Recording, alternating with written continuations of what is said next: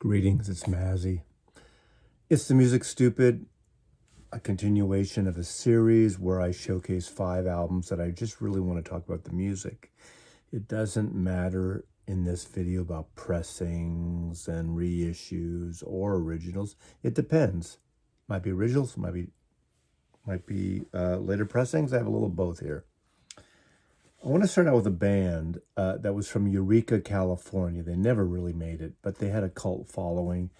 I got into them in 1971, but I'm showing their 1972 release. They only put out 3 records from Eureka, California.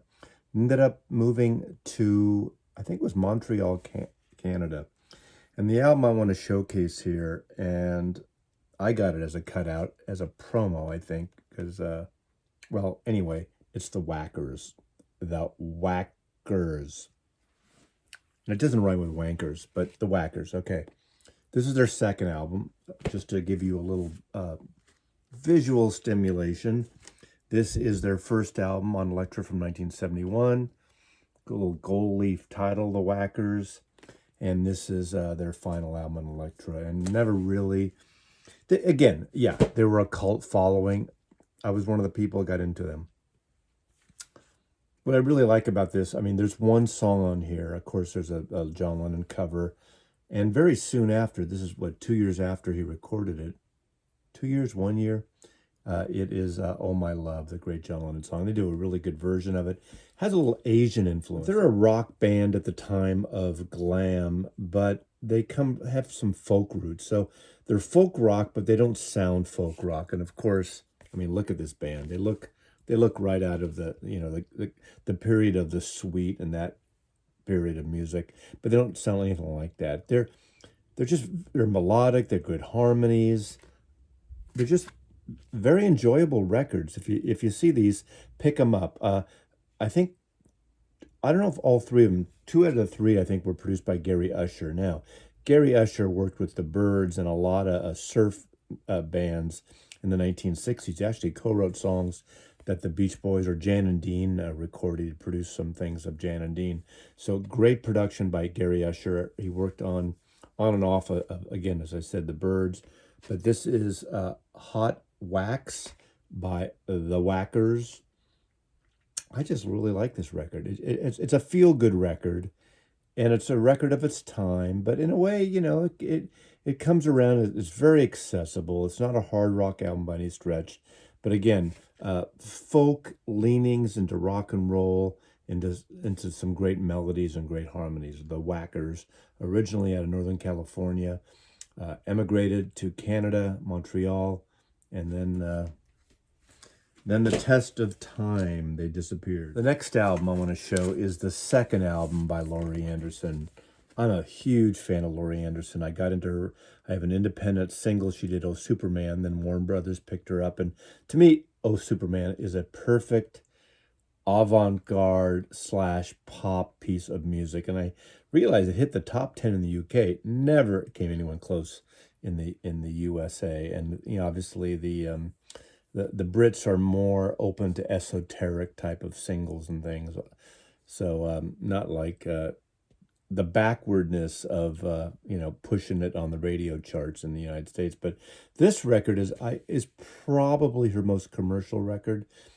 This record is co-produced by Laurie Anderson and Bill Laswell. Love Bill Laswell's production around in the early 80s. His work with Johnny Lydon, with Pill, and with African Bombata, had a great kind of modern Lower East Side sound. Also on this album, there's a couple of great collaborations.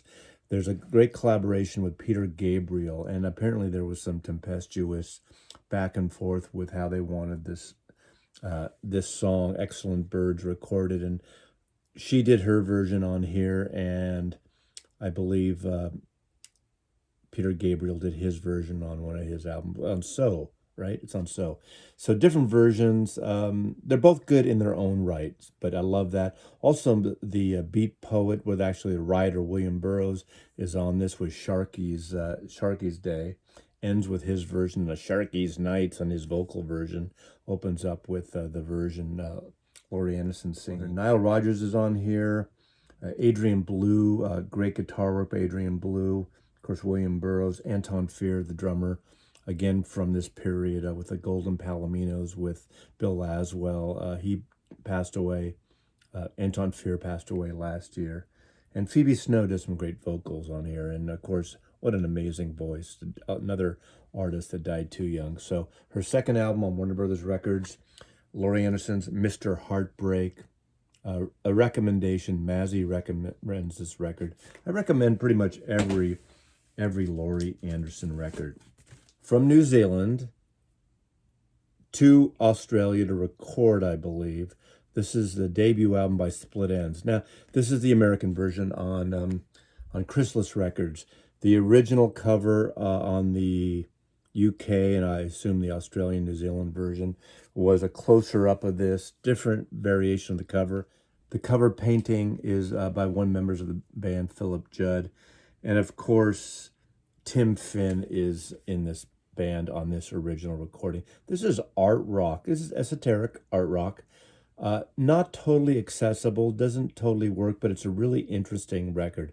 Of course, this is from 1976 or 1977, and they would go on into the 80s to become one of the other Finn brothers, Neil Finn, joins, and they became more accessible, more commercial, more melodic, and had a lot of hits into the 90s. And of course, the Finn brothers and some of the Finn brothers actually became different band, but merged and became Crowded House, a band that I totally adore. So a New Zealand band through Australia to America and the UK. And what's great about this, when this album came out, I was managing this Record Factory store right by Golden Gate Park, and we were all invited to see them. And they would dress in these outrageous costumes. And they played the boarding house, and they did an in-store in the store that I worked at and I managed, and they all came in the store not dressed like this, and I got this copy signed. So this is an autographed copy by every member of Split Enz on Chrysalis Records. This album is called Mental Notes. I don't totally love this record, but it's really an interesting record. And I mean, because of the time, seeing them live, dressed up in these costumes at the boarding house, a small club on Bush Street in San Francisco, it was a very vivid memory of mine. So this started a really long, illustrious career for most of these artists. Some of these artists, obviously, when Split Enz got more commercial and got more melodic, and then the offshoots, the split on and off versions with Crowded House. So enjoy this record, bizarre artwork. It kind of represents the music that's on here. Okay, another record that I want to show that is very Beatlesque, and this is a record from 1968. This came out like a month before the White Album. And this was the original British version, I believe. This is a reissue of the original British version. This is the band The Idle Race, and the album's called Birthday Party. And of course, this was the first band that Birmingham native Jeff Lynne started. And of course, Jeff Lynne, we all know, went in and joined The Move eventually. And The Move begat Electrolyte Orchestra, and the rest is history with, producing Tom Petty and George Harrison and Roy Orbison and the Traveling Wilburys. So this is a cool cover concept with all these celebrities and rock artists and infamous people heads added to the thing. And it's a very Baroque psych pop record, and I love it. And I got this several years ago as a reissue, but the one I got in the 70s was the reissue, the American reissue on Liberty Records. This is my 70s copy of Idle Race. They're both good covers in their own way, but this is kind of more psychedelic pop. This is a little more minimal. Obviously, this isn't a gatefold, but the song, The Skeletons and the Roundabout, very poppy, very quick-witted, and just really enjoyable. If you're like anything Beatlesque, of course, I think Jeff Lynne really had his head up his ass of the Beatles sound and really emulated that. But he did it in his own way, and he did it wonderfully. So I'm a Jeff Lynne fan I'm an ELO fan. I'm a Move fan, definitely. But Idle Race, Birthday Party, fantastic record any way you go here. And lastly, this is a little bit of a mea culpa, or no, I shouldn't say it's a mea culpa, because it's not like that I got it wrong, but I've updated myself. This is Jeff Beck's Blow by Blow. Of course, we all know in this last few days the loss of Jeff Beck, a tragic loss. But since then, I've been re-listening to a lot of his records. I've been a huge fan of his work with the Yardbirds. I like his last official studio album, not with Johnny Depp, but Loud Hailer, did a lot of live things. I wasn't like the biggest Jeff Beck fan solo work. I mean, he had a sound that like no one else. And he was an instrumentalist, and he would bring in vocalists from time to time. But his big thing was covering pop songs and jazz songs and other songs that are, and doing his version with his guitar. He was always an electric guitar guy, not an acoustic guitar guy. You know, I always talk about my favorite guitar player is Ry Cooder. Totally the opposite ends of the spectrum. Ry Cooder's more organic. Not that's a better thing. It's just a very different thing. He was really into what a first an Esquire and then a Telecaster could do with sound, with effects, with reverb, with recording. And you know, I've been watching some videos in the last couple of days since he passed, and I listened to this album again. And I feel like I listened to this album after 48 years of owning it. This is the copy I bought in 1975, and this was a huge turning point. And in that video I did a couple of days ago, my mini tribute in my own way, because I'm not all in on Jeff Beck, even though I did see him about 10, 12 years ago. And I enjoyed it. I liked it, but I thought it was almost too precise, too slick, too calculated. But after watching him, after listening to this, I realized I never listened to this the way I should have listened to this. Now, you know, one could say, how should you listen to music? You put music on, you enjoy it. When this came out in 1975, I've said this in some of my jazz videos, I was not a huge fan of jazz fusion. I did like the John McLaughlin album that George Martin produced. That was a changing point. And after that, it got a little too kinetic for me, a little loud. I love the way George Martin did the orchestration on that song. And I think it was, who was the conductor? Was it Maurice Jarre? No, Jean. Anyway, I'm blanking out right now. I have that record, and I adore it record. I like John McLaughlin records, and after a while, they got too fast for me. But Jeff Beck was really influenced by John McLaughlin, and of course, they would do some things together. And this was a point where Jeff Beck, he had done Beck, Bogart, and a Piece like a couple years before this, which I didn't like at all. I don't like that. To me, it was just, there wasn't anything special about it. But, you know, even listening to some recent, well, older reviews, but me watching some reviews in the last couple of days of Jeff Beck, I think he was a little lost. I mean, he even says he was a little lost. He wasn't into glam music. He wasn't into prog. He kind of didn't know what to do. And him hooking up, I didn't realize how much George Martin really pulled out of him. And that influence by that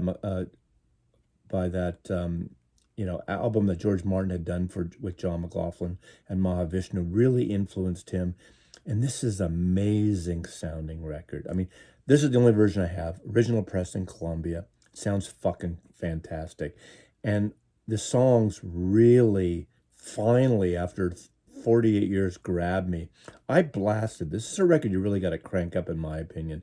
There's some moodiness to it. There's some kinetic fusion stuff going on. There's also a couple of Stevie Wonder songs. Remember, just a couple years before this, was at 72, that he worked with Stevie Wonder on Superstition and that album.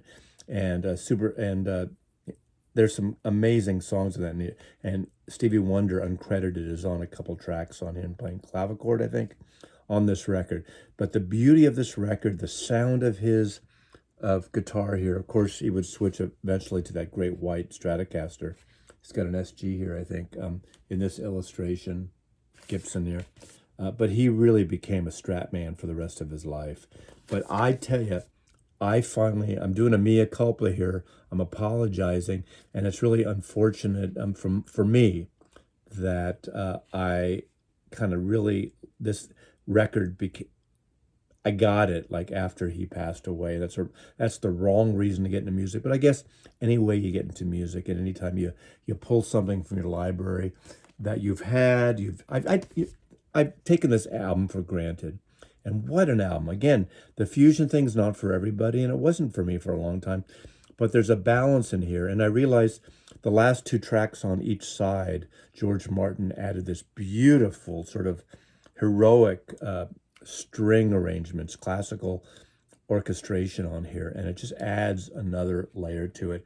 And I started hearing things I don't think I ever heard before in this record.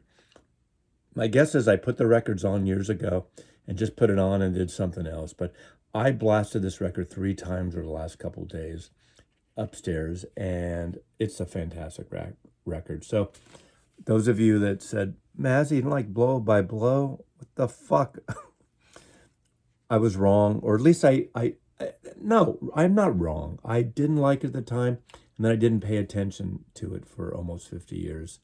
But now I think it's a fabulous album, and I get what he's about. A fantastic player, original in his own right. Sometimes I wish he had done more original stuff, but that's his thing. I mean, to me, Beck's Bolero is like a gem from Truth. And I like on here the version, the Beatles song he does, She's a Woman, but with that kind of vocoder vocal thing. I remember back in 75, I thought that was a little cheesy.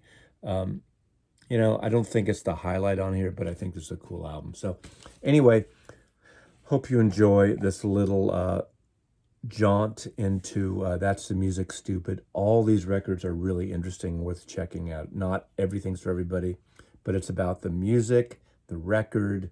You know, if you want to get into pressings, that's for someone else to tell you about for the most part. I'll do it once in a while. Just get a good sounding record that you like. Doesn't matter what anyone tells you. Just you like it. Thanks again. Mazzy loves you.